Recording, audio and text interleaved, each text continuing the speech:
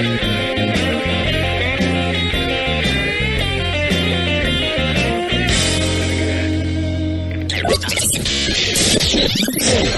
right, let me hit trans. Oh, wait a minute. You're not in this video. Nobody asked. There we go. Nobody asked to listen to that. I know. Sorry. I usually have my headphones on, but Fucking rude. welcome to Jeremiah Creek. I am Dave Haynes right here, and that's Paul Garlington. I can't believe right that there. little thing can catch both of us in the same frame. Yeah, it's hard to believe, isn't it? Yeah. And those two guys. Yeah, that's all the wanted criminals in the background. All right, so right off the bat, we were like talking about something before. Okay. So there's two things. There was the phone autocorrect thing, Yeah. and my car. So let's Okay. let's start with the quicker one first. The autocorrect thing, Yeah. 'Cause It's you're- driving me nuts. because you talk about how you type. Okay. So everybody texts. No one sends emails. No one calls. No one writes letters anymore, Dave. Everyone texts. I know. So I'm texting people all the time. And I swear to God, I spend more time correcting my text than I do actually texting.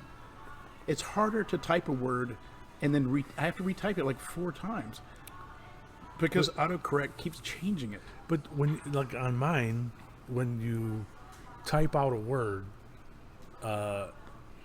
it gives you like the choices of what it's going to autocorrect. Does yours do that? I mean, maybe. Because once you, All right, once, I'm going to text you right now. once you hit the word that you want it to be, the next time it'll automatically give you that word. Like for mine, I don't know why. When I bought this phone, you couldn't swear. It would autocorrect to not swear words or whatever, and then you had to like pick the swear word the one time. See, now I'm trying to do it and it won't work. Yeah. But I can't make a mistake. I have a question. I have a question about my phone. I love my phone, right? Weird But fucking phone. the one thing is that it has this case. I bought this case, and it's great, very protective and everything. But I have a hard time if my phone is folded, and because my fingers are so fucking giant, of hitting anything on the Humble brag. right side of the keyboard. So like if I try to hit a 1, it'll automatically hit 2. It won't hit the 1 because this You know what you need? this little frame right here. You know what we need to invent? This little frame. Finger caps. So it's a cap that goes on your finger that just makes it a smaller finger. On That's the a end. good idea. Yeah. Good You idea. just wear it on the end of your finger, and then you can text. And if you want, you can hit a little button and it'll start vibrating. But I mean, that's for a different purpose. That's for a different usage. Hey, multitasking. Multitasking. But anyway, so my question is this: I love this phone, but this phone is $1,800. Right? Good I'm God. terrified of breaking this phone. So I bought this hardened case, and I like the case. Is it an Otter case? What? Is the brand Otter? No, it's not an Otter case. The Otter case was too big; it wouldn't fit in any of my car holders. So, but my question is this: these things are supposed to be built nowadays with Gorilla Glass so that they don't break if you drop them. Yeah. And should I not use the case and take the chance and being able to use it? Is it insured? Yeah, it's insured, but there's always deductible. Make your life easier. Yeah. You know what? No, don't. How often do you crack your phone screens? I personally have not cracked the phone screen. Okay, I want to stop you right there, years. and we're going to go on a tangent, all right? My kids, however. When you say I personally, what are you inferring? That there are times when you speak impersonally? That there are other persons that I pay for that are cracking their screens off. I know, but if you just say I, you don't have to say personally because it implies that you're talking about yourself and not... Sorry, it's a word thing. It makes me nuts. It's like period of time. I want to punch everybody that does it. It's like literally, when you're not talking literally. Literally, I can let go. I even literally flew to the moon. Even though it's figuratively, I can let literally go. I literally flew off the handle. I literally don't care if you say literally. I don't care. That drives me to, or concerning. That drives me to. Concerning is, it's just or I was impacted by that. Oh, you son of a bitch. 3 p.m. in the afternoon, I want to kick somebody's ass if they say that. Oh, God, yeah. All right? Period of time, though. For some reason, that phrase, some guys want to defend their mother's honor. Other people want to fight you if you say something bad about America. For me, it's period of time. Or in print, if you don't use the Oxford comma, because Jesus fucking Christ, what kind of a child are you? What's the Oxford comma? The Oxford comma is when you use a comma after, like, let's say there's three things in a row. Like you say, red, blue, and green. Some people use it so it's red, comma, blue, and green. But that's incorrect. Right. It's red, comma, blue, comma, and green. And that second comma is the Oxford comma. Yeah. Yeah, because Oxford determined that that's the better way to communicate because it is. You know, I always, for some reason, that's a thing that when I'm writing, I do. And it's a natural thing. I catch it. Yeah, whatever. It was drilled into me as a kid. I don't remember why. Well, one thing that I notice that always drives me nuts is people putting punctuation outside of quotation marks. That drives. Yeah, I mean, there is a reason why you do that, but even that reason's not good enough to do it. Like, there's a rule, but fuck that rule, because it looks stupid every single time. Yeah, or putting punctuation outside of parentheses, which means you ended a sentence with a parentheses, which you can't speak parenthetically and finish a thought. Okay, that sometimes you have to put. Sometimes you have to put the period on the outside if it's actually parenthetical within a thought. So if you have a sentence going on and then within that sentence you finish with a parenthetical thought, then you do put the period on the outside of the parentheses. Right. I understand why you're supposed to do it. It drives me nuts because I don't think you're supposed to finish a sentence with a parenthetical thought. It is poor writing. Yeah. Yeah. All right. Anyway, so that was our phone thing. I just wanted to get that out of the way. Yeah, but AutoConnect. I was going to tell you about my car. Fucks. I was telling you about my car before we started. I can't. And then I got a call. Why don't you buy? Okay, tell us. All right. So first, we're of all, listening. Dave. I had. Yeah.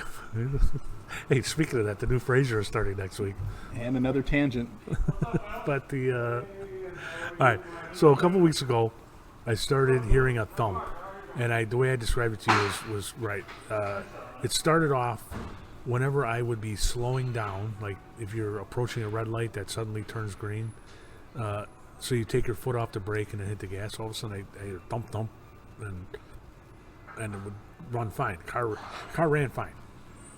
And then I would be like at a stop sign or something, and you know how if you have a space, so you accelerate fast from a stop.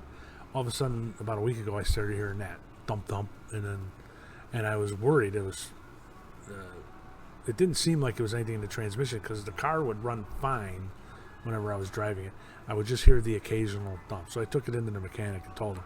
Before I did that, I looked it up on Google, and it said that was most likely a U-joint or a loose motor mount, which is not a big deal. I feel like a loose motor mount's a pretty big deal. It's not expensive to fix. Okay, that's what you mean. And it's a big deal if you don't get it fixed. It becomes a big deal. Right. Yeah. So I brought it in the mechanic, and I told the mechanic said, sounds like it's a loose motor mount joint right away. And he goes, so that's not a big deal. So then he calls me yesterday. He goes, listen, I got some bad news.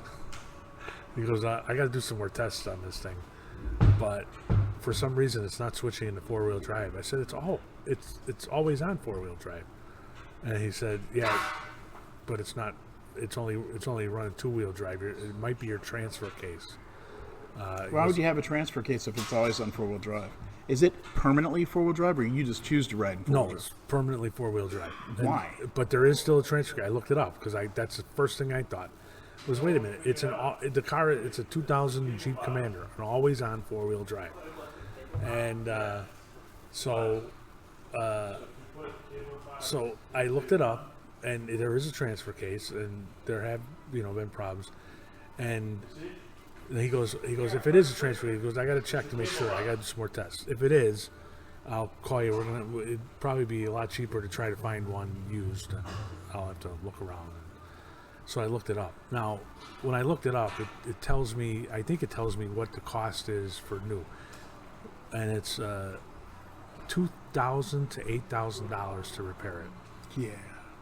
All right, so I have almost 200,000 miles on this truck. I love this truck. Yeah, but But it's like an old dog. you have to, at some point, right, start thinking, okay, risk reward. You need to put it down. How much money do I keep putting into this car before? You need to take that Jeep out to a lovely field and let it drive around one last time, and then put a bullet in its engine.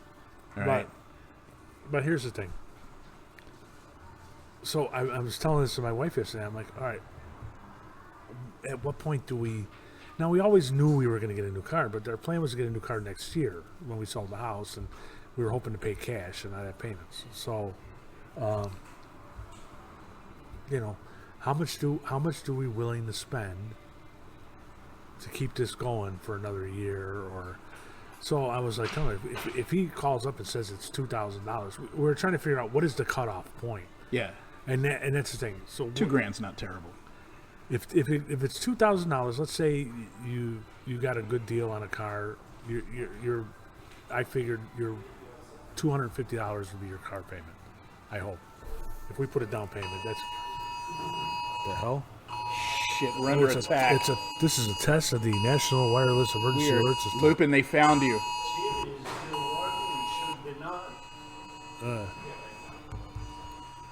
There is no emergency. The emergency, do not head to your storm shelters at this moment. That was fun. Everybody's phone in the fucking place Yeah. went up. Whose was first? I think mine was. Yeah. So what do you win? You have to ask who's the last one to turn it off. There's Yeah, there you go. That guy was interesting. All right. Buy a fucking Toyota. So the way I look, no, I'm not buying a Toyota. Why? Because I like Jeeps. Let me tell you something. I've had Jeeps my entire Let me tell you something. Everybody I know who owns a Jeep spends an incredible amount of... It's like owning a Rolls Royce. You have to spend so much money fixing it all the time. What's the fucking point? Do you know how I have been very lucky with cars. Okay. No, you haven't. I have known you for a long time now, and you're lying. No, I'm not. You have been terribly unlucky with cars. Your cars are always in the shop. Not my car. And when it is, it's usually something that's easy to fix. I haven't had the last time I had a big, really huge car thing was I did have a Jeep Grand Cherokee that the drive chain went out, but it was still under warranty, and so it didn't cost me anything. Do you know how much money I've spent on my wife's Toyota and my Toyota and the Toyota we had previously and the Toyota we had previously combined in major repairs? How much? Maybe $1,000. All right. But here's the thing. Do you know what we do to take care of them? Absolutely fucking nothing. Here's the thing. It costs more. They cost more. Yeah, because they're good. That's the point. You spend a little more money on a car that's built well, and then you don't have to fucking worry about it. I don't even change the oil, Dave. I'm telling you, I love my Jeep. If I could get this thing going to 250,000 miles, that's the other thing. All right, so you have to figure out how much. We had to figure out how much is our cutoff. So $2,000 at $250 a month is what? You're asking me to do math? 8 months. I'm gonna need to call somebody in. 8 months of car payments. So if we can, I mean, do you start asking yourself, if we can get it going for another 12 months by spending $2,000, is it worth the cost? Because I mean, I love my Jeep. It's very comfortable. I haven't had many problems with it. Why don't you go to a junkyard and just rip out what is it again? A transfer case. Yeah, that's a transfer case from a junkyard. Yeah, that's what he would do. Because I'm telling you right now, there's a lot of Jeeps in a junkyard, so you won't have a hard time finding any. You know what you won't find in a junkyard? There's another one. Toyotas. So I don't know. We're trying to figure out what to do, but I also started looking for another car. I found one I like. Uh-oh. But it's Get an FJ, dude. No, it's a... God damn, they're great. It's a Jeep Gladiator. Okay. A Jeep Gladiator with... it says, "Are you not entertained?" on the back, right? Jeep Gladiator with one of those push bars on the front. And it's got a light bar on the top. Does it have a winch? Bar and the push bar. Does it have a winch? All right, that's important. And well, because I've seen your driveway. Yeah, no shit, right? You might need it. But because the thing about it would be great to drive down the hills in Tennessee. Finally. By this time, we'd all be dead. So a little bit late there. So, but it was interesting. So this is the first time since we bought the house in Tennessee that I've applied for a loan. And it's the first time I've ever applied for a loan by going to my bank app and just filling out the form, because I just wanted to see if we would have a problem if we wanted to buy a car. And it's weird. Have you ever filled out a loan No, application? you know online? that's going to go in your credit report. Just They asking. said that. Yeah. They said that, and I'm like, well, that's why I never did it before. But you're a cop, Dave. Don't you guys have a secret fund you can just dip into and anytime you want to? I wish, man. But what was Go out and interesting shake is down some drug dealers, man. I filled out the form, and then it tells me, okay, if you go past this point, we're going to pull your credit, just so you know. Yeah. And I'm like, okay, well, I'm getting pre-qualified. And it was within like 2 minutes, I got the message back saying, yeah, you're pre-qualified up to this amount. Here's your rate. I'm like, whoa. And so I didn't do anything else after that because I don't want them sending me a check. But you're approved, right? I'm approved. So she Fuck just it, why called not me. send you a check? You didn't have it sitting around. She just called me and she goes, have you bought the car yet, or are you just looking? I go, no, we're preparing to look. And so it was. God damn it! If you don't she's get a like, Toyota, I'm going to be so mad at you. If I get anything, I'm gonna get that Another Jeep. Gladiator. I have to take it for a test drive, though. My friend in Alabama. We should take it for a test drive. We should take it for a test Let's drive. go take it for a test drive. Yeah, like on some. Let's go four wheeling. Let's bring it back, totally muddy as muddy. hell, like dented a little bit. That'd be great. Where did you take it? Just To the park, Skokie. golf course. By the way, they might be calling. That's cool. No, but you got to put them on speaker if they do. No, I meant the golf. You take it back. Would you go to the golf course? They might be calling, by the way. We gave him your name. That reminds me of my wife. Our favorite illegal hobby. It's semi-illegal. It's more like it's not illegal. It's frowned upon. It's frowned upon. But we like to go to golf courses and rent a golf cart, but not play golf. We just like to drive around and fuck around and You drink. can do that? Yeah. What are they going to say? No. You go in the shop where they rent the golf carts. Don't you have to pay for a round of golf, though? They never ask. I just go in and go, yeah, I need a cart. He's like, cool, give me your license. I'm like, here, $15, I got a cart. And then we just go out and we drive around. We go by the guy that, what is he called, a marshal or something? Right past him. He's always like, some 19-year-old kid. He's like, hey. And I'm like, eh. And we just drive around the golf course and find a drink cart, follow it around, get hammered.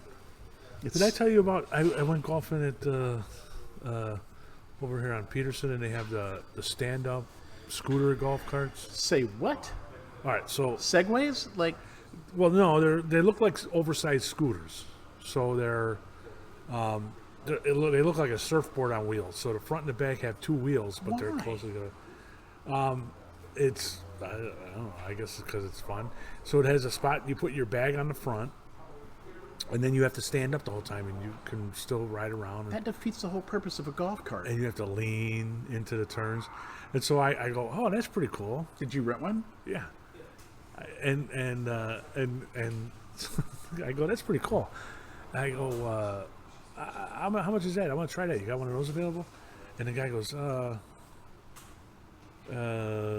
have you ever ridden one of these? I go, no. Wow. You mean like he looked at you and sized you Yeah. up and said, nah, not you, buddy. And he's like, he said, they're harder than they look to ride.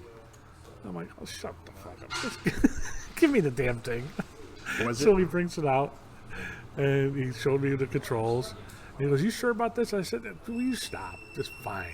So I get on the thing, and I hit the start button, and I went 4 feet and fell on my ass.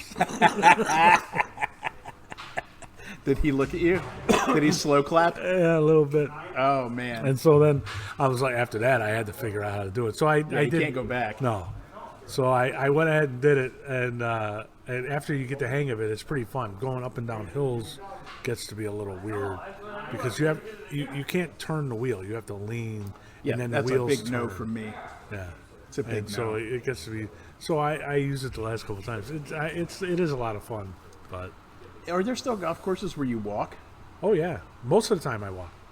Okay. The ones around here, the 9-hole courses are walk. Yeah. Most 18-hole courses you have to take a cart, Colin and I, except the professionals. we're thinking about taking High up school golf. kids can walk, but they won't let guys our age or size walk. because they'll tell you got to be able to do the run. Takes too long. It takes too long. You I can't mean, be my holding stride is people like up. 4.5 inches, so it took me 2 years to go hold a hole. Usually, the only time I play 18 holes anymore is when I go to a golf outing, and those you're required to have you have to. Card comes with it. But anyway, so I had some other topics. Unless Well, do you have time? I watched The Monument Men today. Oh, Finally, I'd never watched it before. Is this the movie or the movie. documentary? No, the movie. All right. I haven't seen the documentary. I assume it's better because how could it not be? And it just struck me as that is a perfect example of a movie that does it wrong. So you've seen it, right? I have, yes. With George Clooney and the gang. John Goodman. Yeah. Their problem was they tried to tell the whole story. Right? Well, and they try to be funny. Being funny is no big deal. They weren't, but I mean, it's hard to make Nazis war criminals funny. I mean, it's a little tough, yeah. But what they should have done was they should have picked one piece of art and told the story of them trying to get that one piece of art, and then they would have been able to tell the whole story through that one episode, right? Mm-hmm. Instead, they tried to tell everything, and it was all over the place, and it was really boring, and I was very disappointed. And I guess that's everything. Well, I saw that's my whole review. Thank you. Come again next week. And yeah, and I'm a big fan of World War II movies, and yeah, I didn't like it. I thought it was silly, and it was because I mean, you realize monuments that was all real. Those people were all real, and it was a very interesting topic during a very serious time, and they tried to make a silly movie out of it. They tried to do a like a Ocean's 11 type of thing. Right, exactly. Which what I think they tried to do a Men Looking at Goats, George Clooney performance. That was a funny movie. It was, but they a true story. No. Yes, sir. Yes, sirree. Look it up. Men Staring that. at Goats is a true story. I didn't know that, but they tried to make, especially George Clooney's character, but all of them really, because that is a really dumb topic, and if it's true, those were very dumb people that they tried to make look more serious, which added to the comedy element of it. And I thought that movie, even though when I first saw it, I was like, this is going to be an idiotic movie, was very funny. And this, they tried to do the opposite. They tried to take an interesting topic and a serious time and make it silly. And they should have gone one way or the other, because they tried to do both. Yeah. They tried to be very serious and moving and very funny. And you know what? They shouldn't have done that. No, they shouldn't have. They should have picked one. And, yeah. I forgot what I was. Oh, I was doing my. I have been, since the last time we talked, I have been both back on the horse, so to speak. You actually went on a horse? No, working. Oh. And I've gotten a lot of work done. But at the same time, I have also, because I don't have any actual deadlines from clients or anything anymore, yeah, I am binge watching a lot of television. like I realized yesterday, it was 2 a.m. and I finished up like this British detective thing, right? And I'm like, holy fuck! I just spent the whole day watching this. Like I watched it, started in the afternoon and I finished at 2 a.m. I watched the entire thing, and I'm like, that's a poor use of my time right there. I think this is our show theoretically is about guys our age and what we do with our time now that we have so much of it. And I think there's a real good chance that that's a thing a lot of guys do, is they just end up watching TV forever. Yeah. I mean, how many dudes die in front of the TV? I find myself doing it, but I after a couple hours I start going, all right, I should not be. I've been doing this too long. Lately I've been on this thing where I've been rewatching NCIS again. I don't know why.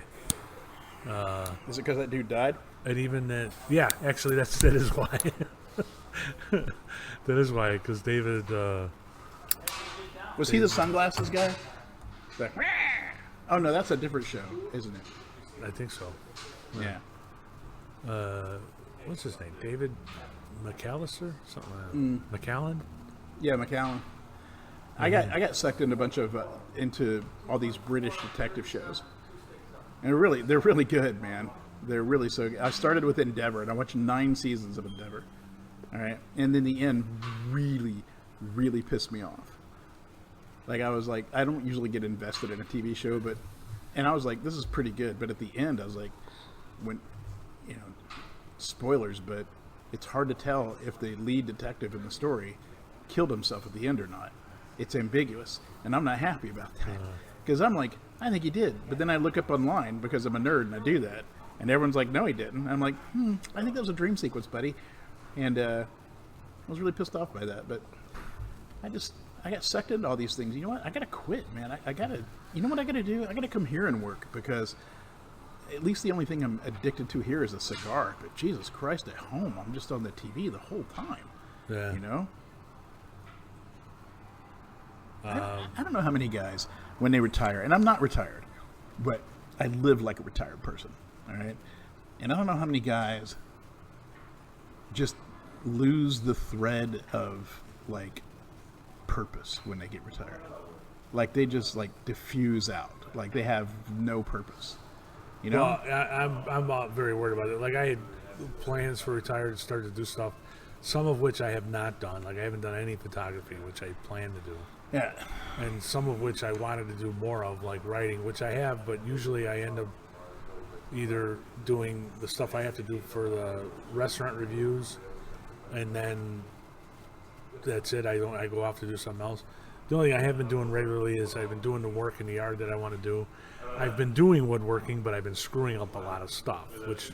That's how you learn, though. Yeah, I keep telling myself that screwing something up is not... You need to go on my Facebook feed. I'll try to introduce you guys and look for a guy named Spencer Hammond. All right, he runs he's a professional woodworker. He's actually a luthier, and he runs a shop in Kenosha or somewhere near Kenosha, and he has every single piece of equipment in his shop was made in like 1911. Like he runs all this in crazy, like antiquated wood. You would freaking love it, man. Yeah. It's your kind of thing. So, but I could see how you could lose a thread. There are times like yesterday was a perfect example. I had some things to do. Actually, we went out to this bakery right down here, Needs and Wants, and Annie and I went out for coffee when she was on her way to work. And I told her, I said our toaster oven broke. It didn't break, but it wasn't. It's old and it was not making good toast. So I said, I'm gonna go get a toaster oven. So her thing was, I said, you know what? If I'm gonna buy one, I'm gonna get one of those ones that does air frying too. You know, I'm gonna go to Best Buy.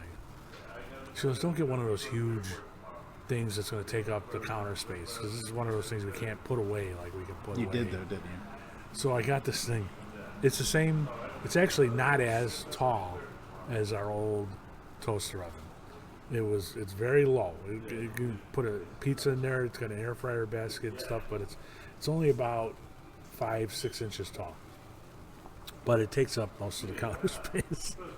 So she comes home. She's like, "Look at this. Now we have even less counter space. Look at it. It takes up." And I go, "No," because I bought the Ninja thing. I said, "Watch this." And so it stands up on it. It's got a thing on the back that rotates, so you stand it up against the wall. And I said, and look here, there's a button here. You click this for easy cleaning. Easy cleaning. That'll really press the shit out of my wife. Those words will get you in the sack. So, have you used the air fryer thing yet? I did last night. Yeah. I can't. We got one, and I cannot figure out how to make it work. Oh no, I made chicken breast. It came out really good. Really, I don't know what I'm doing wrong. There's like YouTube videos and shit. I'm not gonna watch instructions. Actually, what kind of a man am I? My wife's going out to dinner with friends, so today I'm gonna try chicken wings. I haven't made good chicken wings at home in a long time. I made a. All right. See, and it infects our conversation here too. All right. Because we end up just talking about. I mean, our show is us talking about dumb shit, but I'm not going to go into my cooking stuff because that would be really just ridiculous, you know? Well, wait, I did have a topic. Hold on. First of all, pumpkin spice Malort. There's no such thing. It just started serving it at their distillery for the month of October. I don't understand Chicago's fascination with that fucking drink. I don't know, but I'm gonna try and get a bottle of it so we can bring it to the studio. I don't understand it. I don't understand. You've had Malort, right? No. Okay. So for those of you who haven't had it, like Dave, imagine if a possum ate a skunk and then was hit by a car and was left to dry as roadkill and then was ground up and turned into an alcoholic beverage of some kind that you fed to a horse who peed it out into a bucket. That's what Malort tastes like. But isn't there, I mean, I think it's geared towards 20-somethings who are, what did we have? We had that Jägermeister. Yeah, but Jägermeister has it's a little overpowering, but it's also sort of pleasant, right? Malort, there's nothing about it that's good. Nothing. It tastes terrible. All right. It tastes terrible. And it does get you kind of drunk, but like I have a dive bar that I love. Yeah. Rubbing alcohol gets you drunk. Yes, yeah. I mean, cologne will get you drunk. There's a bar on Devon Avenue in the middle of an Islamic community. All right, and there's a dive bar. It's been there since 1935. So they're in a community where nobody drinks, and I love this dive bar. It is called Carrie's, and it is fantastic. And they are like the principal Malort place in Chicago. Like they have Malortapalooza there. They serve Malort margaritas. They do Malort. It's crazy. And I go there and the whole bar is drinking Malort, and I'm like, what the fuck, man? It's like self-punishment. It's like flagellation. I don't get it. It's an awful fucking thing. I don't know why somebody said that. We heard someone in the background just admitted that they're crazy, and that's not what our show's about. So, all right. I got another topic. You used to back in the days when you were a real writer. Yeah, go fuck yourself. You worked at newspapers, right? Yeah. Did you ever? Now we used to have this discussion a lot of times when I would complain about the media, which we don't do much anymore. We should do it more. But it's no fun now that I'm complaining about them too. But you made the point over and over again that people who write stories don't write headlines. That editors write headlines. That used to be true, and in major newspapers, that's probably still true. I heard somebody talking about it saying it was still true. But anyway, there was a story in Daily Caller. Yeah, Daily Caller, that the headline right away got me, and I'm like, okay, now, I mean, they write headlines to pull people into the story, right? Yeah, it's not really to tell you what the story's about. I mean, it is. You want it to do both. Yeah. So the headline is, man accidentally shoots his 12-year-old grandson while officiating a wedding. I saw that headline, and I refused to click on it. I refused to click on it. Yeah, it's... First of all, how sad, but beyond that, I mean... Well, he wasn't killed. So, the guy who was officiating a wedding, should we say his name? I mean, why not? Michael Gardner. Oh, that motherfucker. I used to have a police officer that was terrible. That was bad. He wanted to gain everybody's attention by firing a Pietta Model 1860 snub-nosed revolver in the air. Oh, that's a beautiful gun. Couldn't you just shout, hey? Unfortunately, he fumbled with the firearm while cocking back the hammer, causing it to discharge. The bullet struck his young grandson in the shoulder. Jesus Christ. Despite being the gun being loaded with blanks, the force was still sufficient to inflict a serious injury on the child. And the blanks were homemade, filled with black powder, and then oh my God. Glue. Okay, so to everyone listening, whether they're homemade or purchased, blanks are dangerous. Yes. Wasn't there an actor killed by using a blank? That Bruce Lee's son was killed. Yeah, Brandon Lee, right? Brandon Lee was killed. Yeah, another great career cut short. Stupid firearm. Yeah, because he stuff. did that to himself because he thought blanks were not dangerous. Well, that's the most of the story. The truth is, there was an actual bullet lodged in the barrel, and Really? so the blank shot out the actual bullet. It's over here. I never heard that. Yeah. So the gun had been fired previously with an actual bullet, and they didn't clear it. And when they put the blank in it, the force shot the actual bullet out. So, Oh, I didn't know that. yeah. So it was a blank, but it was also an actual bullet. And why do I have that knowledge? You know, Anyway, I saw that was a headline that caught my attention, and I still belong to the Alumni Association for the Orlando Sentinel, and they constantly, what they post most of all is stupid headlines. And it's just... all right, I got another question for you, and I don't know if we should talk about this. yeah, of course we should. Buying YouTube views. Say that again? Buying YouTube views. What about it? We need to get our YouTube channel up and running. I don't We're have not any making money. any money. I don't have any money to It's use. actually not that expensive. Well, I don't have any money at all. All right, So- but here's my question: is it ethical? Who cares? 'Cause you Yes, can- it's ethical. You know why? It's a Why? product and you're advertising it. That's Yeah. what it is. You know? So But the more important question is it effective? And the answer to that is no, and here's why. If you purchase YouTube views, it's like purchasing Twitter followers. They're not real. And so in the long run, they don't do anything for you because the whole purpose is for them to purchase things or to pay attention to the page, but they don't do that because most of them aren't even real. And the ones that are real, they're just part of a farm. So if you purchase YouTube views, you're gonna get higher views, but they don't click on advertising. And the whole point is to get advertising and have yeah, people but click. we're just starting out. Wouldn't that lead to other more organic views? I think the key is like Maybe. all right, so how do some of these people? All right, I think it's I mean- smarter to spend money on advertising and advertise a YouTube channel to people that are likely to but view I it. don't even know how to do that. Yeah, it's Usually like a it's- Facebook advertisement or something. You just advertise your video. All right, I'll look for that. Yeah, but hey, I just want to tell you that I'm broke. I don't have a dime for this stuff, man. No, Since that's I quit fine. working,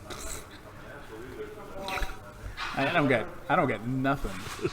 I bought that hat. I spent like $8 on it, and I lost it. I'm not buying another hat. No, Right. that's fine. When I was looking at these things are like $20 to get Yeah, well, I mean, you get to what you get pay 2,000 for. views. The best thing to do is to go on Fiverr and get somebody who knows what they're doing, and pay them to do it. Fiber? Fiverr. And because figuring it all out is like, it's like I don't know about you, but I don't want to learn a lot of new things. All right, I'm a little done with that. I'd rather just hire somebody to do it. Well, but our website's down too. We got to figure out what to do about that. you just have to point it when we're done here. We'll talk about it, and maybe tonight or tomorrow or something we can. Because I already work- paid for a couple of these websites for the year, so Yeah, tonight or tomorrow we can go online together, and I'll show you where to point it because it's still up. oh, It's just not pointed there anymore because 911 went down. yeah. So where's it? So where would you point it to? All right, we'll talk about it. We'll talk about it. Yeah. We're actually. I mean, we could. I don't have any other topics. If you, we could just end the podcast and sit here and smoke. I'm always for happy to talk about author stuff. You know. author stuff. Yeah, I am an author. Hey, have you ever used Wavemaker? No, I don't know what that is. It's an app like Scrivener, but it allows you to work online and offline. It's like a stripped down Scrivener. Yeah, I don't. I mean, I've got Scrivener, so I wouldn't. I don't really look at other apps. Once I got an app that works, I don't care. I don't look at new ones anymore. You still 'Cause- use Scrivener? Yeah, I love Scrivener. I think Scrivener is brilliant. Well, I was thinking in terms of if we're going to do B Cop's Guide 2, the problem is doing with Scrivener, you can't work with it collaboratively. Yeah, it isn't collaborative. So With Wavemaker, you can do it collaboratively. But it's it's not that big of a deal. Like if we both use Scrivener, you can just send me your files and I'll drop them into like one of us can maintain the permanent file, and if you write something, you can send it to me and I can drop it in. Or we can keep it in Dropbox. Yeah, and then we just do the whole thing in Google Sheets, and when we're done, I can drop it in somewhere. And there's no reason to spend money on an app, but if you want to, go ahead. Well, it's free. Oh, it's free? Yeah. Yeah. No, it's not. Well, I'm sure it's advertising or something. Yeah, pass. Pass. I already have enough distractions, man. All right. Well, what other author stuff do you have? Well, I have this What's going on at Whiskey? All American Whiskey. Yeah. Ooh, we're working on sponsorships. I just finished our media kit, and we're up to like 12,000 views a month, and so we're getting really close to where we can make some money. And we could do some sponsors here. San Pellegrino, the official. Right there, buddy. water. So, but we're not going to do advertising. We're following the clue of this amazing online magazine and print magazine called The Bitter Southerner. It's a beautiful, beautiful website and magazine, and they're doing for the South, the contemporary South, what we want to do for whiskey. And they're a very literate magazine. It's a great journalism, featured journalism, and so. But what they do is, you can advertise, you can sponsor a series of stories, and so for like $2,000, all you get is your name at the top. It says sponsored by. That's it. No pictures, no nothing. Sponsored by San Pellegrino. But they get a lot of hits, and so it's worth the money. And that is going to be our model. And so the first thing we're doing is this section called Death by Dive Bar. And what happens is we're going to get real writers to go out to a dive bar and write a love letter to that dive bar and to dive bars in general. Oh.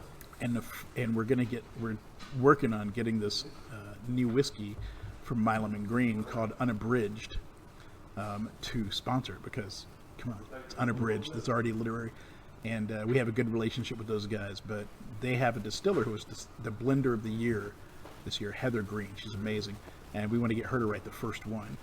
And there's already a couple up, but they don't really count. And but that's going to be our first thing. And after that, hopefully we'll get a lot more sponsorships in there. So you can just Google All American Whiskey and see it? Yeah. Well, we've only got a couple on the Death by Dive Bar page right now. Yeah, but All American Whiskey. AllAmericanWhiskey.com. Yeah, it's we don't review whiskey, which is a weird thing, but we're doing pretty good, even though we don't review whiskey, because people that drink our market is not people that never had whiskey before. Our market is people who are already drinking whiskey and aren't. It's kind of like what we do with Jeremiah Creek, right? We're looking at life through the lens of people that are post-retirement age or getting there. All American Whiskey looks at the world through the lens of whiskey, but we don't review whiskey. Yeah. We write about the people that make it, and we write about the things that are adjacent to it, and it is working out. Oh, that's good. It's working out really well. But the author thing that I'm doing is I have a new book sitting there. I haven't published it yet. Fat in Paris. It's just sitting there. It's a travel memoir like Full English was. It's pretty funny. It's gotten good reviews, and the people that have reviewed it so far. I've been trying to think of, how do I sell this book? So when you and I had our book out, what was our best way to sell books? In person? In person, every time. For me, the most money I've made was for somebody else. And that was for, can't remember his name right now, Mark Greenberg. And he wrote a book about the Civil War in Illinois. And I did an event for him. Remember the Oxford English Dictionary? Yeah. I had a photographer. I had all the snacks. It was a good event, right? I made money on that. He sold 25 books. So he not only made money from the event, but he made money from the book sales too, plus 25 books. And I realized that is a ticketed event is the best way to do this. And so I've decided that that's what I'm going to do for Fat in Paris. I'm not going to go to libraries. I'm not going to do anything like that. I'm going to have like a one-man show type of thing. And the tickets include 1 or 2 copies of the book. And so I've got a place to practice it. And then a stage 2 place that's kind of small. And after that, There's a guy who used to put on burlesque shows and stuff in Chicago, and I'm going to get him to book me in different places, or just find a theater and have a permanent show in that theater. It's kind of crazy, but you know what? You can't download a live event. Yeah. And AI can't fucking write a live event or do it. And if a place like that, if I get it sponsored by whiskey and wine and have some snacks in there and everything, I can make some money on that. Yeah, just cross-marketing with wine styles or something like that. Yeah. Get all these wine places in town, all these distilleries in town to sponsor it. Fuck yeah, man. And I know a lot of those guys now, so that's my crazy thing I'm working on. Well, good luck, man. I'll go.